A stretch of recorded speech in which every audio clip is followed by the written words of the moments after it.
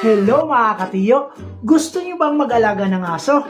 Ipapakita ko sa inyo ngayon kung ano yung mga benepisyo sa pag-aalaga ng aso. Wow! Benepisyo number 1, libreng alarm clock. Hindi mo na kailangan ng phone alarm, gigisingin ka nila ng eksaktong alas 5 ng umaga gamit ang mga malasirena nilang tahol o dila nila na may amoy na kung ano.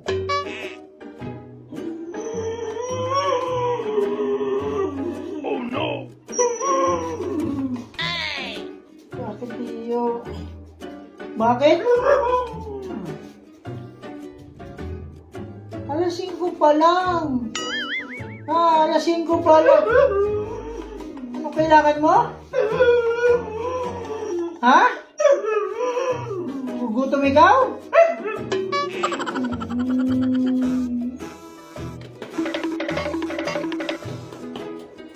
Ano yan? Ba't ang baho? Mabaho. Ano ba kinain mo? Amoy durian. Oo. Amoy durian.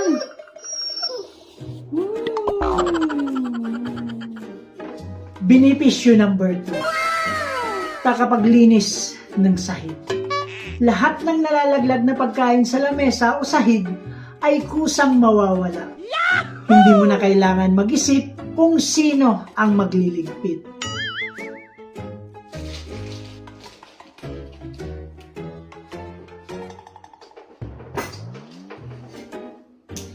Oh no! Oh no! Hey!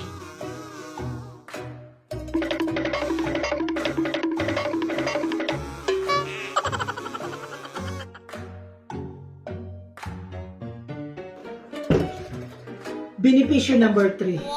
Walang personal space. Kalimutan mo na ang sariling espasyo. Meron silang built-in radar para sundan ka kahit sa banyo. Hey!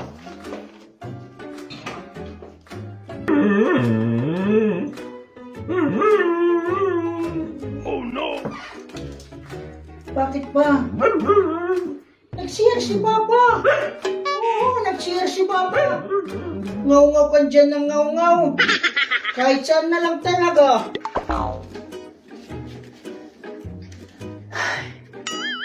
Benepisyo number 4. Hindi ka nakakain mag-isa. Laging may nakatitig sa bawat subo mo. Oh no! Hey!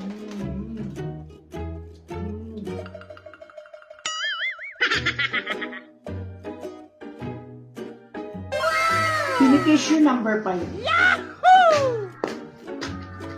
Pinakamagandang benepisyo. Wow! Akala mo, ikaw ang may-ari ng aso.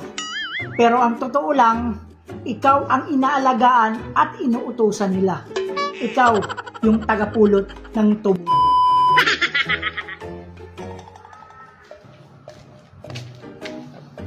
Hey! Yahoo!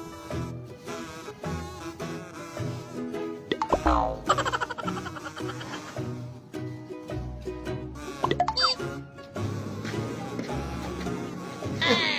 So mga katiyo, alam nyo na yung benepisyo sa pag-aalaga ng aso? At sa mga for parents naman, saan kayo mas nakaka-relate? Share nyo naman sa comment section at babasahin natin yan.